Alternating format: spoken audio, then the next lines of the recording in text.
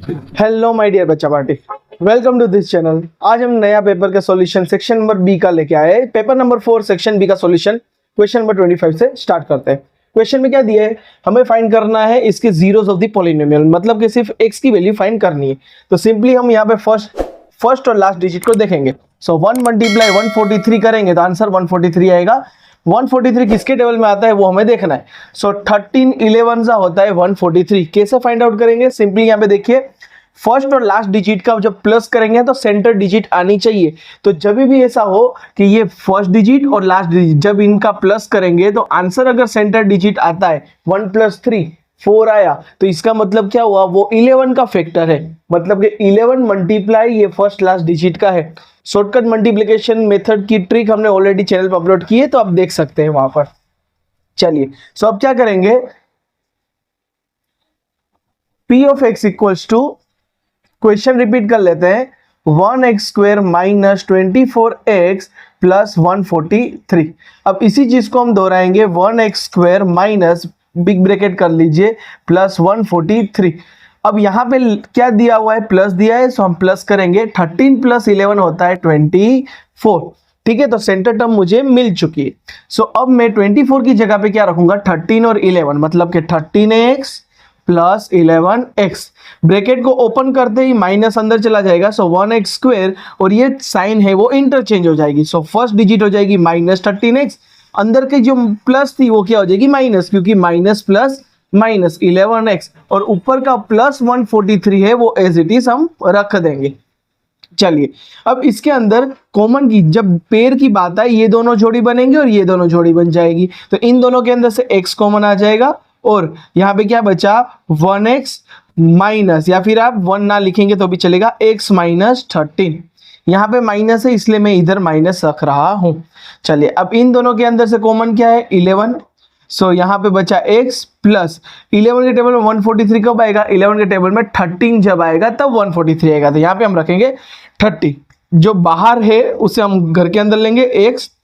यहाँ पे -11 है तो -11 रखूंगा, प्लस हो तो प्लस साइन के साथ पूरी डिजिट रख देनी है, और यहाँ पे ये दोनों सेम ब्रैकेट है।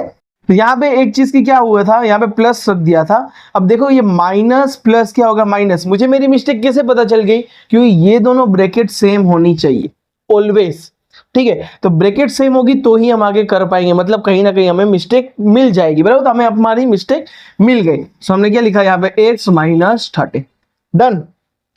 P of x equal to अब 0 कर देंगे, मतलब इसको 0 के इक्वेट करेंगे, -11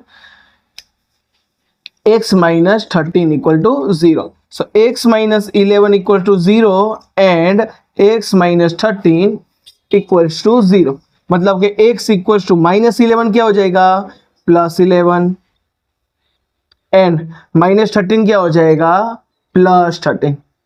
क्लियर है। चलिए नेक्स्ट वाला सम हम देख लेते हैं। सो नया 26 वाला सम हम स्टार्ट करते हैं। क्या दिया हुआ है, मुझे एक P ऑफ x की वैल्यू दी हुई है और मुझे क्या बोला है कि α² प्लस β² मुझे फाइंड करना है, लेकिन मुझे जीरोस ऑफ द पॉलिनोमियल, मतलब कि मुझे इसके जो जीरोस है वो फाइंड करने नहीं है, जीरोस फाइंड किए बिना डायरेक्टली इसका सॉल्यूशन करना है। चलिए देख लेते हैं। उसके पहले अगर चैनल पर नए हैं तो सब्सक्राइब कर लीजिए, लाइक कर दीजिए और अपने सारे फ्रेंड्स को शेयर कर दीजिए, बराबर। लाइक की कमी दिख रही है।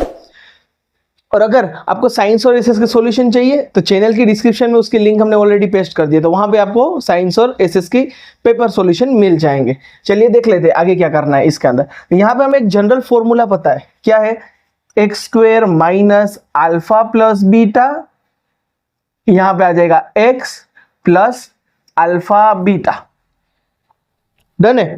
तो यहां पे अगर मैं कंपैरिजन करूं तो x² आ गया, माइनस माइनस आ गया, मतलब कि अल्फा प्लस बीटा मेरे पास क्या है 5, तो मैं लिखूंगा alpha plus beta is equal to 5। x का x आ गया, प्लस का प्लस आ गया, और अल्फा बीटा क्या है 6 है, so alpha beta equal to 6।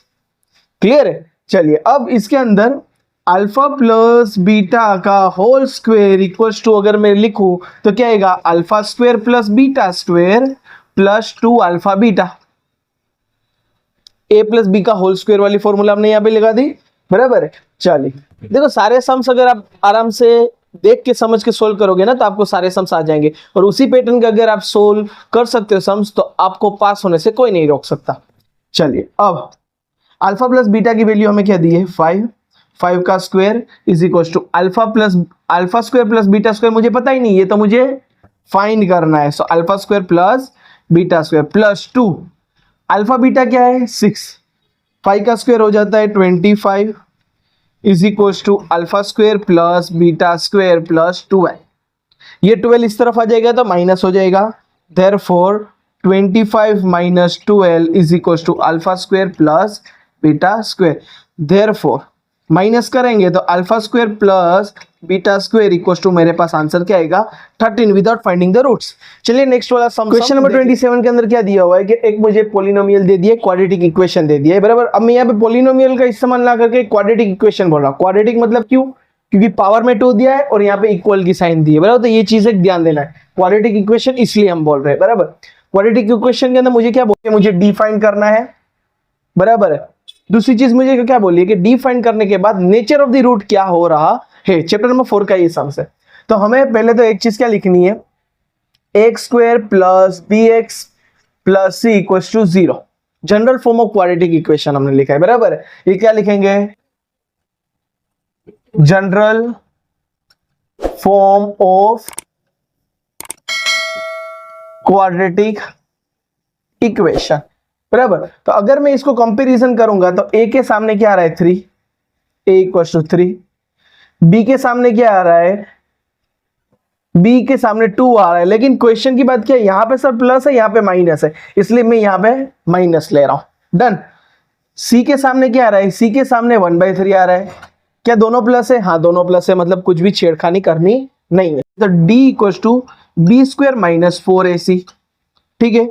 तो b मुझे क्या दिया -2, तो -2 रख देंगे इधर और ऊपर पावर में स्क्वायर, -4a और c, a की जगह पे मैं रख दूंगा 3 और c की जगह पे रखूंगा 1/3। ये 3 से ये 3 कट हो गया, 2 का स्क्वायर -2 का स्क्वायर क्या हो जाएगा 4, -4 × 1 4, 4 - 4 क्या हो जाएगा d, 0 मुझे मिला, 4 - 4 0 हुआ, तो d मुझे क्या मिला 0। 0 आएगा तो हमने क्या पढ़ा था, यस एब्सोल्युटली करेक्ट।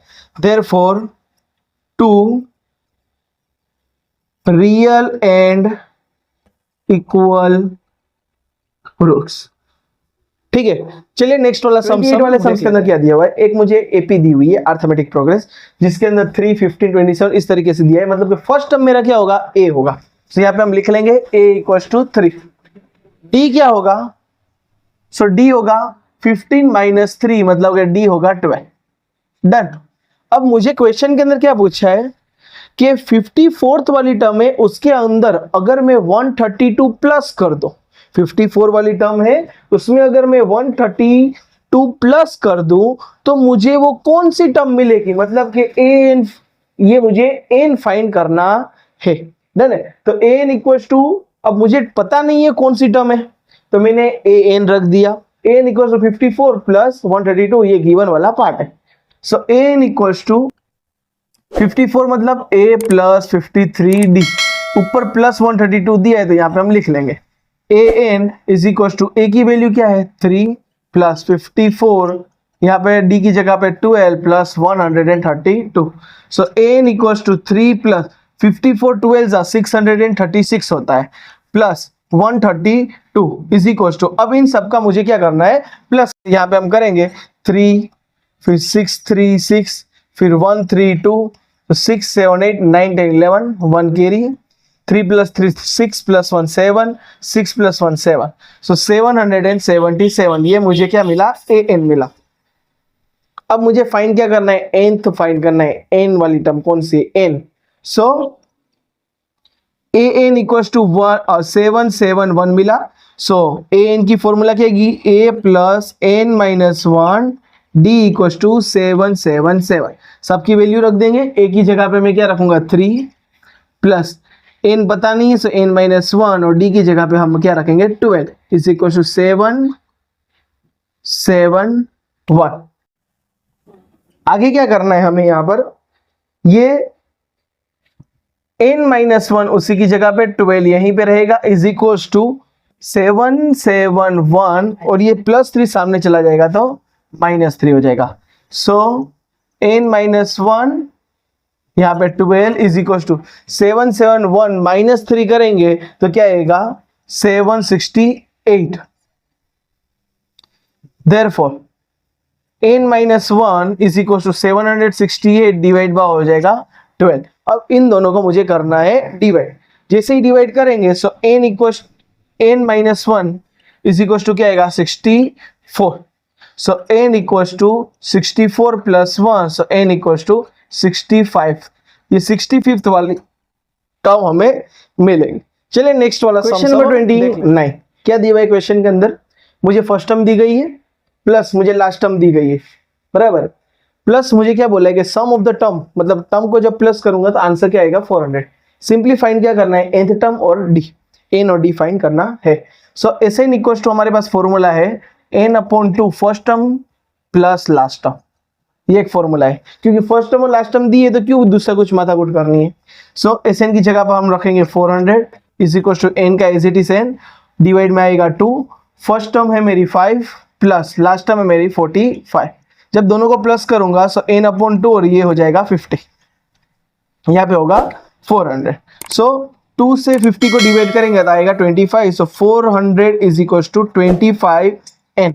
सो n मुझे क्या मिला 400 डिवाइड बाई 25। जैसे इसको कट करेंगे इस तरीके से आपको डिवाइड करना है 400 और यहाँ पे 25। सो 25 16 सा होता है 400, तो n मुझे क्या मिलेगा 16। डन है। चलिए अब मुझे क्या फाइंड करना है, common difference d।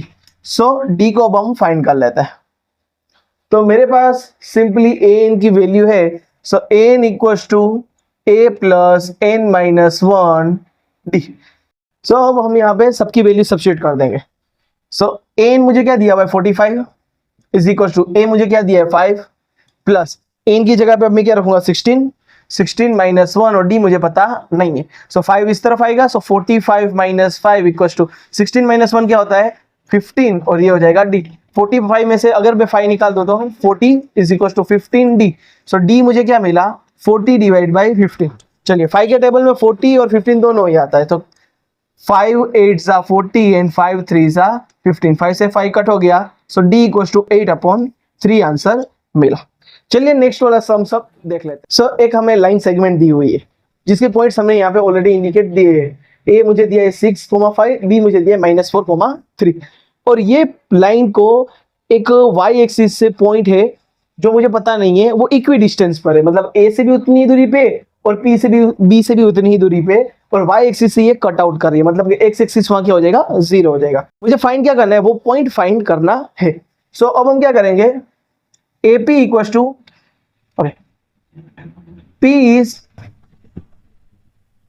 equidistant from A and B, therefore AP equals to PB हो जाएगा। therefore AP मतलब कि under root 0 minus 6 square plus y minus 5 का square is equal to under root, यहां पे हम लिखेंगे BP। सो 0 माइनस -4 का स्क्वायर प्लस y माइनस 3 का स्क्वायर। चलिए therefore 0 माइनस 6 होगा -6 का स्क्वायर प्लस y माइनस 3 का, यहाँ पे 5 है, सो y माइनस 5 का whole square. So y square minus 10y plus 25 is equal to under root, ये माइनस माइनस प्लस हो जाएगा, सो 4 का स्क्वायर प्लस y माइनस 3 का whole square, so y square minus 6y plus 9। Root cancel out हो जाएगा, सो जो value बची है वो लिखेंगे 6 का square 36 plus y square minus 10y plus 25 is equal to 4 का square 16 plus y square minus 6y plus 9। अब यहां से y स्क्वायर कट हो जाएगा, जो भी बचा है वो लिखे लेंगे। यहाँ पे क्या बचा माइनस 10y 25 प्लस 36, क्या आंसर आता है 5 प्लस 6 11, 3 प्लस 3 6, तो 61 इक्वल टू 16 प्लस 9, क्या आंसर आता है 25 माइनस 6y मुझे y की वैल्यू फाइंड करनी है, फिर उसके पॉइंट्स लिखने। तो ऊपर का वाला पार्ट हम रफ करके फिर उसको लास्ट में जो इक्वेशन मिला था वो हमने यहाँ पर लिख लिया। अब उसको सॉर्ट करेंगे, सॉर्ट आउट कर देंगे। सो क्या होगा, लाइक टर्म को एक तरफ ले लेंगे, अनलाइक टर्म को दूसरी तरफ भेज देंगे। सो यहाँ पे बचा है 61 और ये 25 को इस तरफ लाऊंगा तो -25 हो जाएगा, इज इक्वल टू यहाँ पे -6y और 10y माइनस है, सामने जाएगा तो +10y। चलिए therefore 61 में से 25 निकालना है। 61 माइनस 25 ये हो जाएगा 11, ये हो जाएगा 5। 11 में से 5 मतलब 6, 5 में से 2 मतलब 3, यहाँ पे आया 36 इज इक्वल टू, यहाँ पे 10 में से 6 निकालूंगा तो आएगा 4y। therefore y equal to 36 और ये 4 मल्टीप्लाई में डिवाइड में चला जाएगा, 4 9 36। तो y की वैल्यू मुझे क्या मिली, 9। अब मुझे y की वैल्यू नहीं फाइंड करनी, पॉइंट फाइंड करना है। therefore p of 0, y equal to p of 0, 9, ये मेरा पॉइंट है। डन। चलिए नेक्स्ट वाला सम सब देख लेते हैं। सो क्वेश्चन नंबर 31 के अंदर क्या दिया हुआ है कि 2 पॉइंट्स है, उस 2 पॉइंट्स के बीच में एक नया पॉइंट आया है जो ये लाइन को डिवाइड कर रहा है, लाइन सेगमेंट को, और वो कौन से रेशियो में डिवाइड कर रहा है, 2:3 के फॉर्मेट में डिवाइड कर रहा है। बीच वाला जो पॉइंट है वो मुझे फाइंड करना है m, जो कि है x, y। तो ये लाइन को जो गिवन पार्ट है उसको मैंने कुछ इस तरीके से लिखा है, m1 और m2 को इस तरफ लिख लिया, x1 और x2 मतलब ये x1 है और ये मेरा x2 है, मतलब कि इन शॉर्ट ऐसा -1 और 7 इस तरीके से, x1 y1 इस तरीके से लिखा। फिर x2 y2 मतलब 4 और -3 इस तरीके से पूरा अरेंजमेंट लिखा है। तो अब मुझे क्या फाइंड करना है, m of x, y find करना है। सो m ब्रैकेट कर देंगे 2 और ये 4 को मल्टीप्लाई करेंगे, 2 और 4 प्लस 3 -1 डिवाइड में आएगा 2 + 3 कॉमन 2 और -3 प्लस 3 और 7 डिवाइड में आएगा 2 + 3। सो m 2 4 8 minus plus minus 3 1 3 divide by आएगा 5, 3 2 6 हो जाएगा माइनस प्लस 3 7 21 डिवाइड में आएगा 5। सो m मुझे क्या मिला, यहाँ पे 8 - 3 क्या होगा 5 डिवाइड बाय 5 और 21 - 6 हो जाएगा 15 डिवाइड बाय 5, 5 3 15 5 1 5। सो m मुझे क्या मिला 1,3, जो कि m ऑफ x, y की वैल्यू। चलिए नेक्स्ट वाला सम्स देख लेते हैं, लेकिन उसके पहले लाइक कर लीजिए और अपने दोस्तों को भी शेयर कर दीजिए, सब्सक्राइब करना मत भूलिएगा। क्वेश्चन नंबर 32 के अंदर क्या दिया हुआ है, एक ट्राइंगल है जिसकी क्यू पे राइट एंगल ट्राइंगल है और मुझे गिवन पार्ट में क्या दिया है, पी क्यू है वो 5 सेंटीमीटर है और मुझे दूसरी चीज क्या दी हुई है, P R plus Q are, मतलब कि ये पार्ट और ये पार्ट, हाइपोथेनियस और बेस को जब मैं प्लस करूंगा तो मुझे क्या मिलेगा 25। अब मुझे फाइंड क्या करना है, साइन पी और कोस पी, मतलब यहाँ पे पी दिया है इसलिए मैंने यहाँ पे पी पे एंगल ड्रॉ किया है। अब जब भी साइन पी और कोस पी जो भी फाइंड करना हो तो मेरे पास हाइपोथेनियस भी होना चाहिए और परपेंडिकुलर भी होना चाहिए, ऑपोजिट होना चाहिए। मतलब अगर एंगल को मैं अपनी आंख मान लूं तो ये एंगल के सामने वाला है वो मेरा परपेंडिकुलर या फिर ऑपोजिट होता है और ये वाला पार्ट क्या होता है, हाइपोथेनियस। अब मेरे पास वो दोनों ही चीज नहीं है तो पहले वो फाइंड करनी पड़ेगी।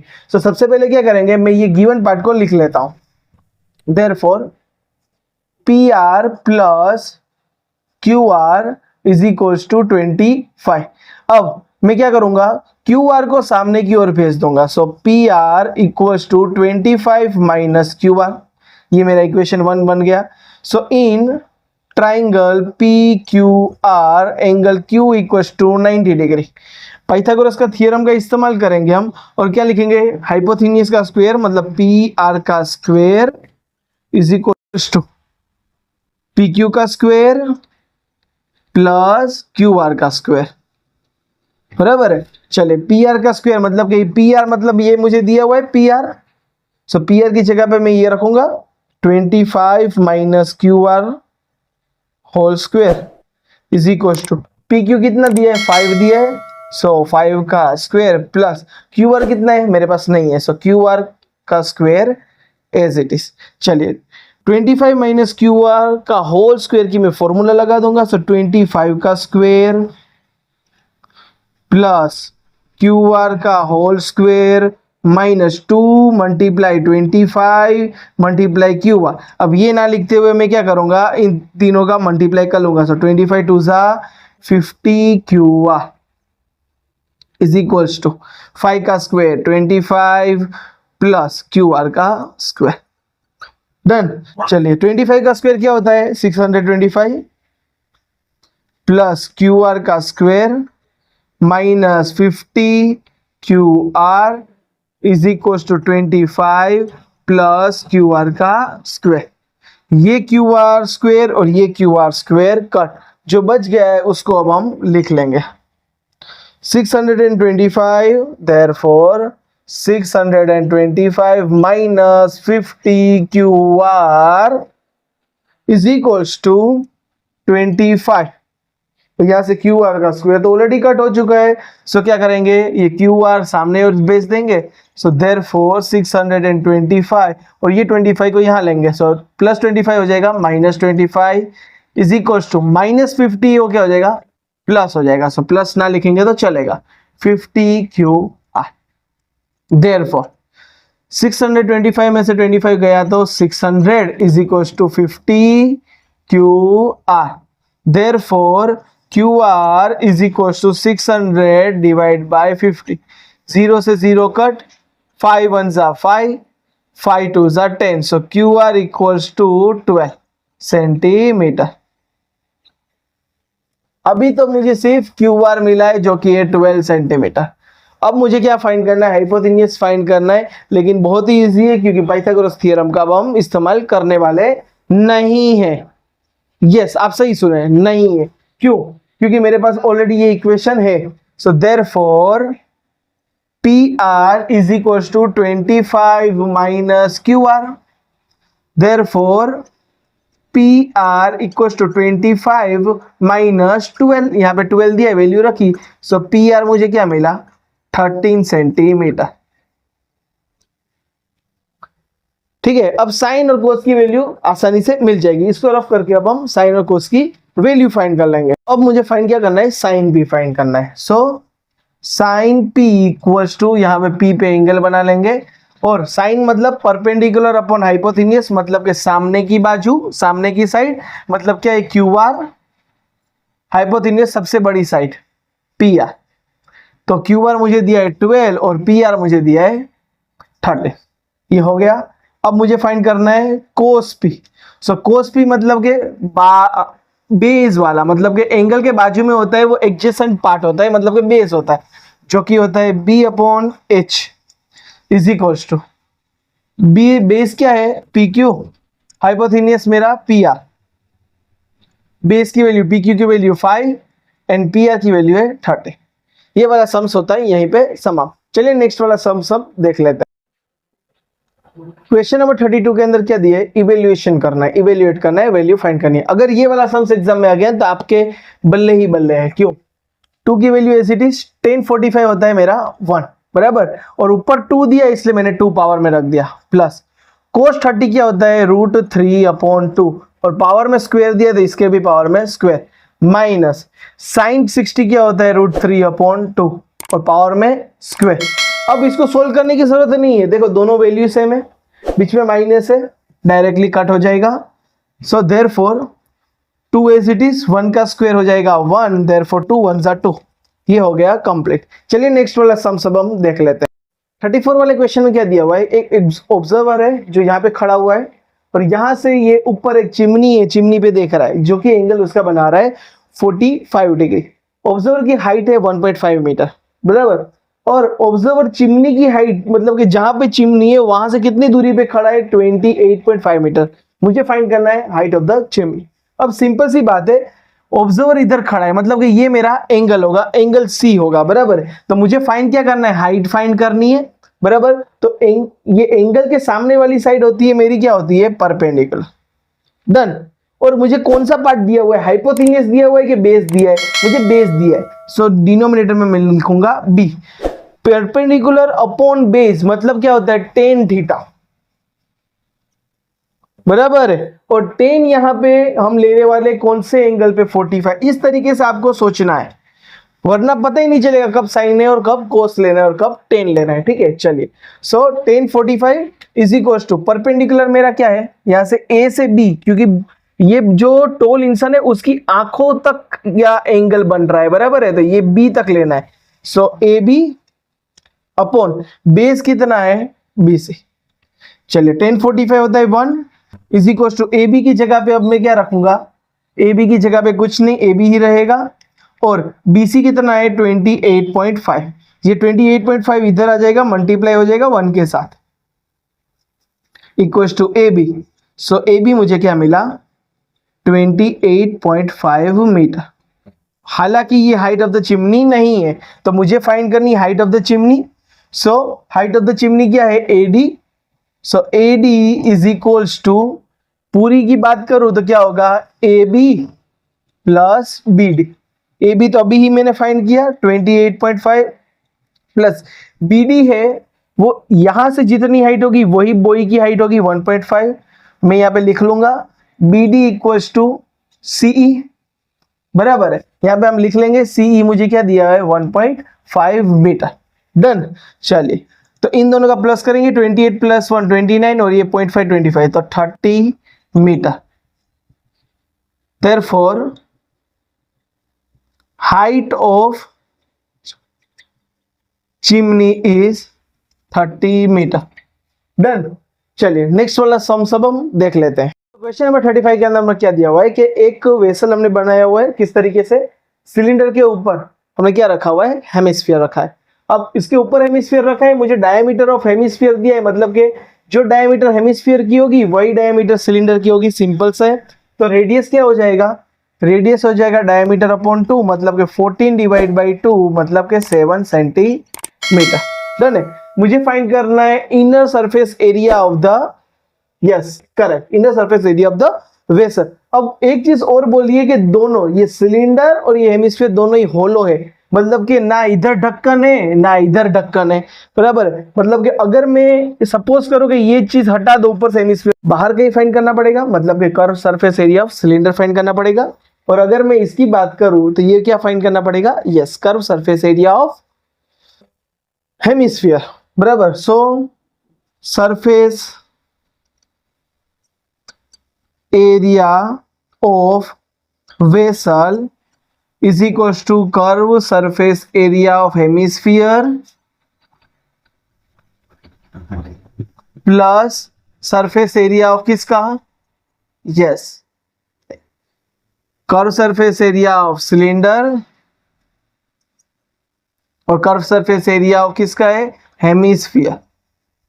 कर्व सरफेस एरिया और सरफेस एरिया बोलोगे तो भी वही होगा। चलो, अगर मैं सिलेंडर का कर्व सरफेस बोलूं तो 2πr/h प्लस हेमिस्फीयर बोलो तो 2πr², दोनों के अंदर 2πr कॉमन, तो बचा क्या h प्लस r। चलो 2 की जगह एज इट इज, पाई की जगह पे 22/7 मल्टीप्लाई रेडियस है मेरी 7, हाइट कितनी दी है 6 प्लस रेडियस है 7, 7 से 7 कट, 22 2 जा 44 और 6 प्लस 7 होता है 30। चलिए 13 मल्टीप्लाई 44 करेंगे तो आंसर मेरा आएगा, सो 44 मल्टीप्लाई 13 करेंगे तो आंसर क्या आएगा 572 सेंटीमीटर स्क्वायर। डन। चलिए नेक्स्ट वाला सम सब हम देख लेते हैं। चैनल पे नहीं है तो सब्सक्राइब करना मत भूलिएगा। क्वेश्चन नंबर 36 हमें क्या दे रहा है कि एक हमने सॉलिड चीज बनाई हुई है, किस चीज का इस्तेमाल किया, कोन का और हेमिस्फीयर का। ठीक है, इस तरीके से नीचे हेमिस्फीयर है ऊपर है कोन। दूसरी चीज क्या बोलिए कि मुझे रेडियस दिया हुआ है, रेडियस है 1 सेंटीमीटर, और हाइट क्या दी है, height is equal to the radius of the hemisphere. तो रेडियस कितनी है 1 है, तो हाइट भी मुझे दे दी है 1। मुझे आंसर लाना है in the term of pi, in term of pi, मतलब कि पाई की वैल्यू मुझे रखनी नहीं है। अब मुझे सॉलिड अगर वॉल्यूम फाइंड करना है, volume of solid is equals to, अगर मुझे वॉल्यूम ऑफ सॉलिड फाइंड करना है तो मुझे volume of cone plus volume of cone plus volume of hemisphere, volume of cone की अगर मैं बात करूं तो 1/3 पाई आर स्क्वायर एच प्लस अगर वॉल्यूम ऑफ हेमिस्फीयर की बात करूं तो 2/3 पाई आर क्यूब। डन। चलिए सो इसके अंदर अभी हम जो भी कॉमन निकल रहा है उसको बाहर निकाल लेंगे। 1/3 पाई आर स्क्वेयर कॉमन है, बचा क्या, यहां से बचा h plus 2r। So 1/3 as it is, pi as it is, r की जगह पे आ जाएगा 1 का स्क्वेयर और हाइट मुझे दिए 1 प्लस 2 मल्टीप्लाई रेडियस मुझे दिए 1।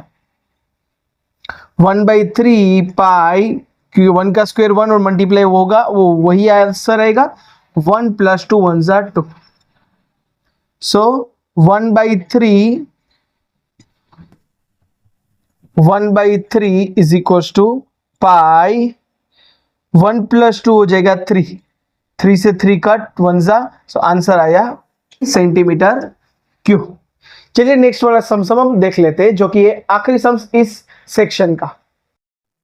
सो 37 वाले सम्स के अंदर मुझे क्या दिया हुआ है, नोटेशन दी हुई है। सो नोटेशन के अंदर मुझे क्या हुआ है, sigma F I D A वाली फॉर्मूला लगानी है। तो X bar equal to mean equal to X bar equal to A plus sigma F I D I upon sigma F I. मुझे अज्यूम मीन फाइंड करना है, ए की value find करनी है। सो सबकी वैल्यू रखेंगे 25.857 is equal to A plus sigma F I D I, मतलब कि 120, सिग्मा एफ आई होता है 140, 0 से 0 कट, 7 2 ज़ा 14, 6 2 ज़ा 12, 2 से 2 cut. So 25.857 equal to A plus 6 divide by 7। तो 6 डिवाइड बाई 7 अगर हम करें, सो 6 डिवाइड बाई 7 मतलब 0.7 के टेबल में 60 नहीं आएगा। सो 7 8 ज़ा 56, बचा 4, 7 5 ज़ा 35, 5 0 एक्स्ट्रा लगाएंगे, 7 7 ज़ा 49, बचा 1। अब ये तो चलती रहेगी गाड़ी, तो हम क्या रखेंगे 0.857।